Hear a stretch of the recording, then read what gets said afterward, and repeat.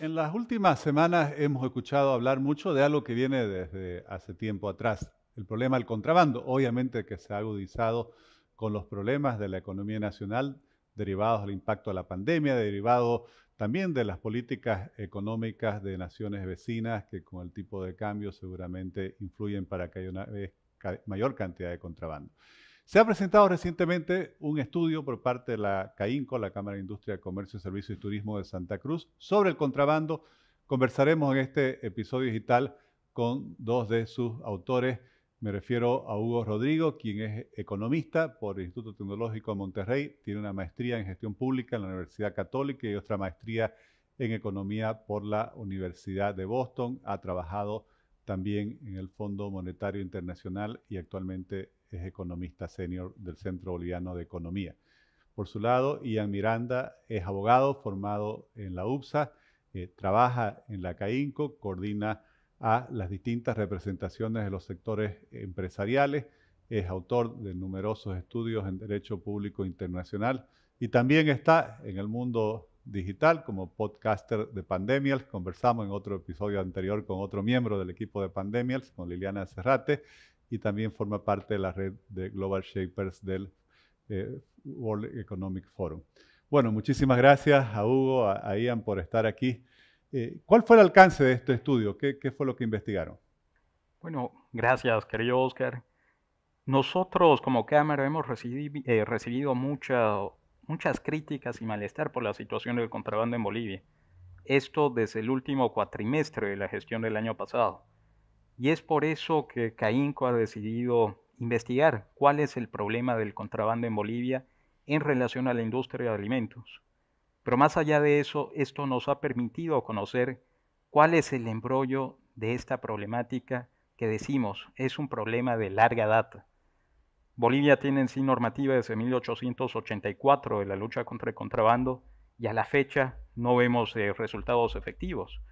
Hemos visto con los resultados que tenemos este estudio que la problemática del contrabando y la informalidad se ha agudizado aún más. Es por eso que el estudio comprende un análisis sobre el contrabando de alimentos y bebidas, que bien algunos resultados en marco a la institucionalidad legal, en marco a la normativa de lucha contra el contrabando, es transversal y podemos replicarla para otros sectores. Hugo, y en cuanto al impacto del contrabando en la economía boliviana, en función de los resultados del estudio, ¿cuáles fueron los principales hallazgos? Es significativo, Oscar. Nosotros en el estudio hemos trabajado sobre un grupo de 8 categorías de alimentos: carnes, aceite, fideos, bebidas no alcohólicas, cerveza, azúcar, entre los principales, y hemos encontrado que el contrabando de estas 8 categorías alcanza aproximadamente los 400 millones de dólares tan solo en esas 8 categorías, Solo en ¿no? el área de alimentos. Solo en el área de alimentos, y eso tiene un impacto aproximado de 1% en el Producto Interno Bruto, ¿sí? Y representa un drenaje para las arcas del fisco de más o menos unos 50 millones de dólares, ¿no? Fuera de eso, ya con una visión global, y como decía Ian, ya hablando del contrabando en su conjunto, últimos estudios indican que está en el orden de los 2.300 millones de dólares aproximadamente, aunque esa medición quizás convenga actualizarla a raíz del el impacto, el crecimiento en el contrabando de los últimos meses sería algo mayor que eso, ¿no? Así es. ¿Y cómo ha influido la pandemia en las circunstancias actuales? Se ha multiplicado el contrabando, también vemos que ha habido políticas que han movido, por así decir, el tipo de cambio en los países vecinos. Supongo que todo eso ha impactado, ha influido. Eh, ¿Tenemos con qué comparar con algún estudio anterior o es el primero que se revisa en esta materia? A nivel de alimentos es el primero. Hay varios estudios anteriores que datan de la década de los 90, los 2000, por ejemplo, sobre todo finales de los 90. Y algo que nos llamó la atención es que definitivamente un marco legal claro y una institucionalidad que funcione reduce los números del contrabando. Si uno ve la data, es creciente en el tiempo, pero cuando va a salir la Ley General de Aduanas el año 98, 99, y cuando se nombra al primer directorio institucional de la Aduana Nacional, caen los números a casi más de la mitad, ¿no? Entonces, eso en general, el estudio que hicimos a nivel de alimentos es primero en su categoría, por lo tanto no es posible comparar con algún otro. Quizás sí a nivel de medicamentos se hizo un esfuerzo interesante el año 2016 con el IPSE, 40 millones de dólares aproximadamente el impacto, y también algo similar en la ropa usada, ¿no? ¿Cómo impacta esto en el balance, por así decir, entre formalidad e informalidad? Sabemos que en Bolivia hay un dato muy duro y es que 80% de la población vive de empleos informales. Y claro, por un lado es un tema de subsistencia, pero por otro lado también se destruyen otros empleos. ¿Sí? Como economista, ¿cómo ves esto, Hugo?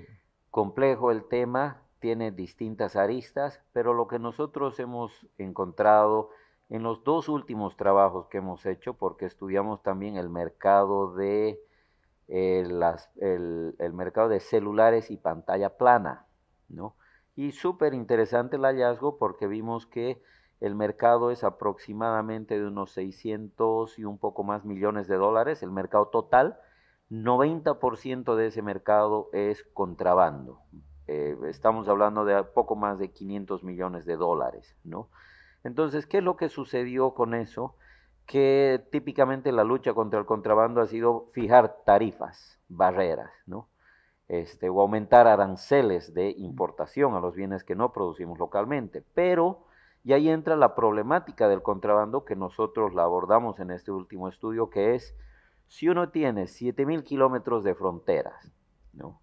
Dos, si uno suma eso, restricciones de presupuesto que originan la debilidad institucional en aquellas entidades que están dispuestas a controlar. Claro que per se es difícil controlar 7.000 kilómetros de frontera, ¿no?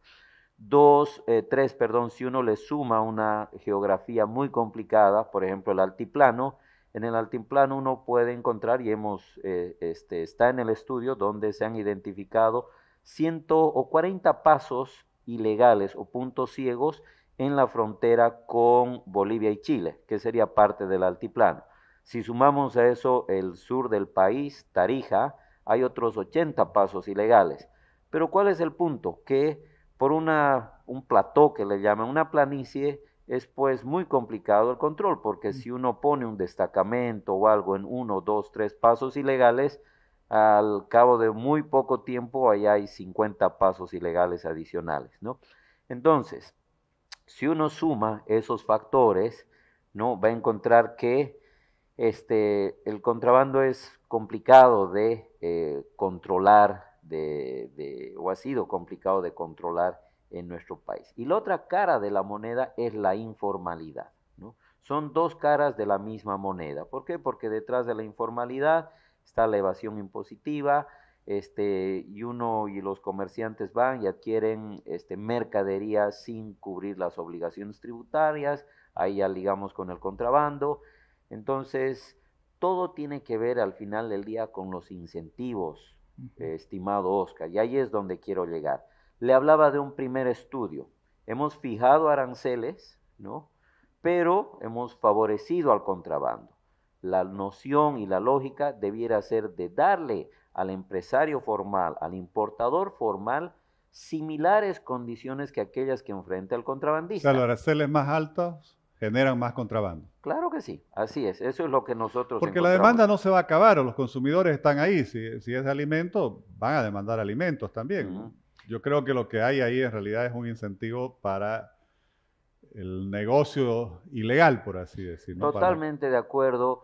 El consumidor siempre compra lo más barato, quiere maximizar su presupuesto. Peor en un contexto como el nuestro, de crisis, donde mucha gente ha perdido el empleo, ¿no? Entonces, eso, como usted dice, siempre va a existir.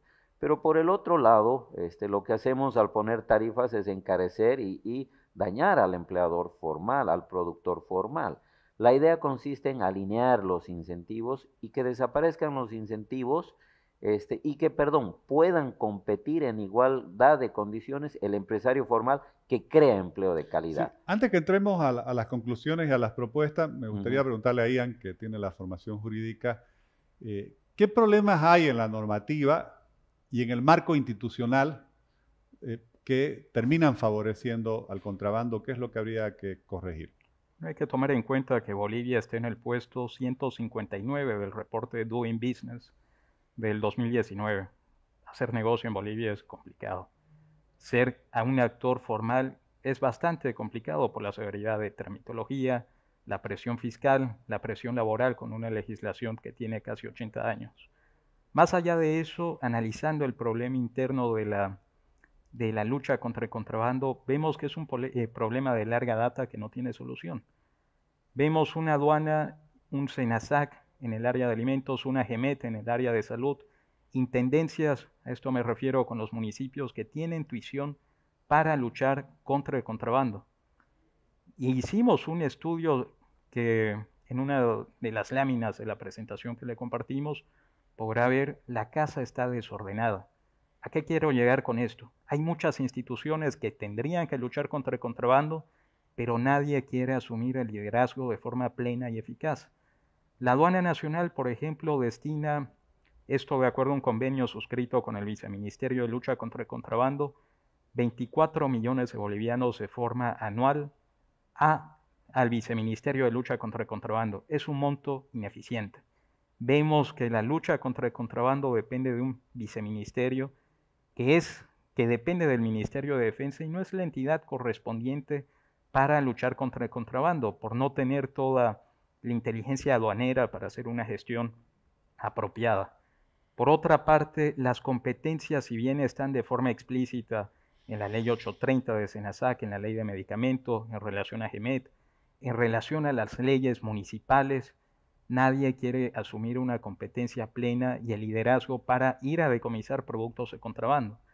Y por otra parte, ya en relación a la institucionalidad, Bolivia desde el 68 se conformó el primer comité público-privado de lucha contra el contrabando. Esto se replicó en los gobiernos de los 70, a finales de los 80, de forma itinerante y no con un cariz profuso para luchar de forma coordinada en contra del contrabando. De esta forma vemos que la institucionalidad que se da es itinerante.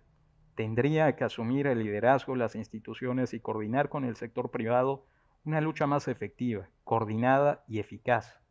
Efectivamente, hay mucha superposición de funciones, mucha fragmentación y dispersión que genera confusión y obviamente no hay quien, como decía Ian, realmente sea claramente responsable.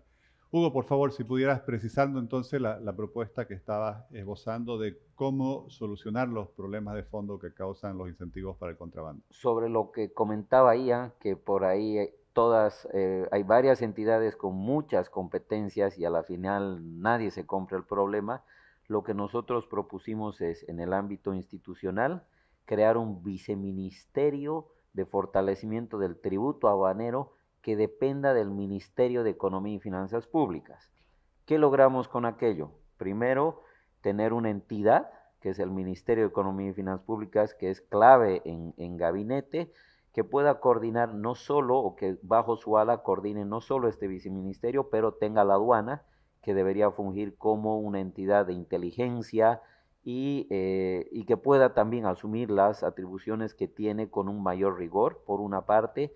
Dos, está el otro tema de la unidad de investigaciones financieros, porque detrás del contrabando hay el lavado de dinero y el país se ha adscrito a la iniciativa Gafi que tiene que, o que persigue este mal, ¿no? Que es el lavado de dinero, ¿no?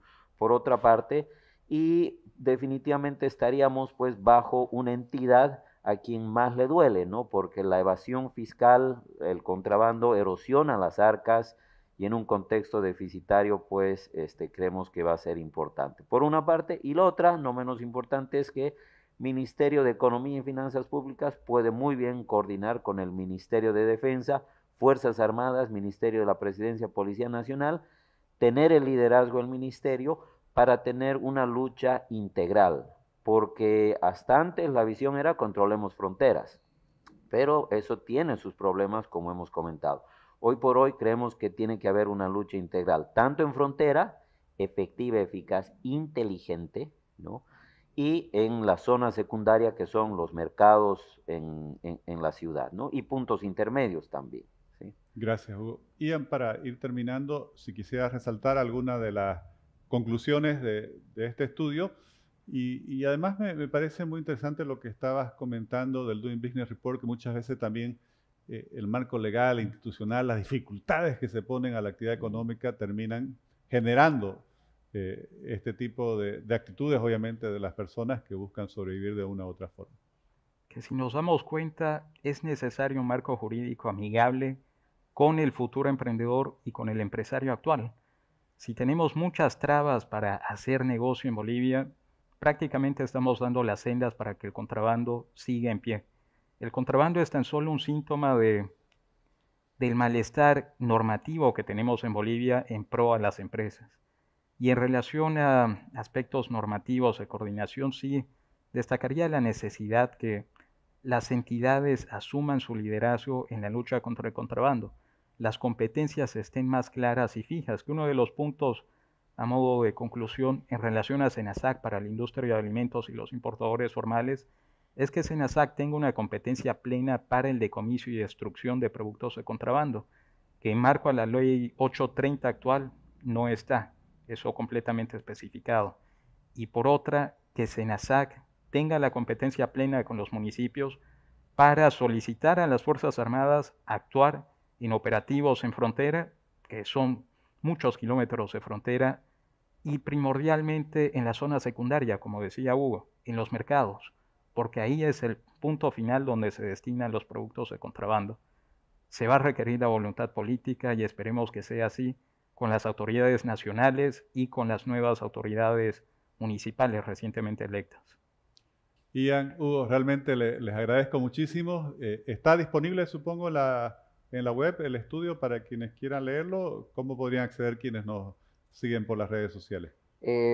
Está ahora va a estar disponible en breve para que pueda la opinión pública juzgar sobre nuestra visión, empaparse con nuestros hallazgos y coincidir con que definitivamente este es un mal que hay que abordarlo de manera integral, ¿no? Bueno, muy importante. Muchas gracias nuevamente por habernos acompañado en este episodio de Frente con Óscar Ortiz. Gracias.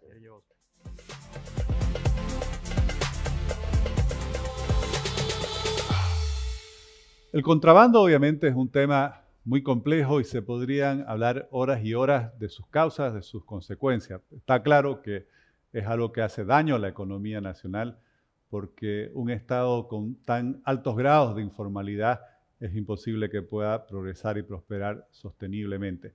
Sin embargo, también hay que atacar las causas y aquí habrá que atacar todos aquellos incentivos hacia la corrupción que vienen desde el propio Estado en sus distintas instituciones, en esa maraña institucional, en esa confusión normativa que justamente es la que genera oportunidades para que algunos funcionarios públicos en distintas entidades vean al contrabando como una gran oportunidad de ingresos paralelos y de enriquecimiento ilícito. También hay que trabajar en lo que tiene que ver con la informalidad, que yo siempre propongo y planteo de que hay que solucionarla por la vía positiva, que es la de facilitar la actividad económica, disminuir los costos, disminuir los trámites y todas las trabas que justamente hacen que la gente busque trabajo en la informalidad porque no tiene otras opciones y porque muchas veces se vuelve el único espacio de subsistencia. Realmente una conversación muy valiosa, muy interesante. Vamos a esperar también el estudio para que todos los podamos leer. Les agradezco por estar acompañándonos en este espacio digital de Frente con Óscar Ortiz. Gracias.